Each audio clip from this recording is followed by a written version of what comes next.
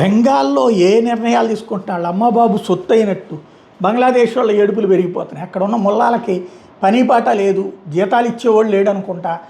ఏదో గట్టిగా అరిస్తే ఏమైనా డబ్బులు ఇస్తాడో, లేకపోతే కనుక 10 మంది ఏమైనా పలకరిస్తారనుకుంటున్నారేమో.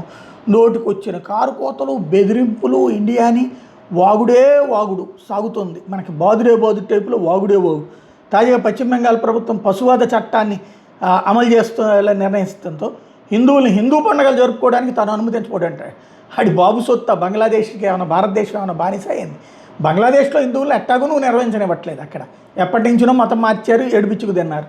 ఇప్పుడు భారతదేశంలో చేయనివాడట, వీడు పెద్ద ఎత్తున అరుస్తున్నాడు, రెచ్చిపోతున్నాడు.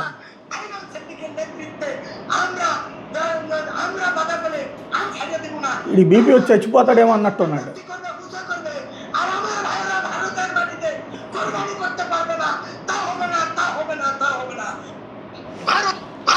ఈ పిచ్చిసన్నాసి తెలియాల్సింది ఏంటంటే ఇండియా వాళ్ళు అంతకంటే చాలా ఘాటుగా మాట్లాడగలరు.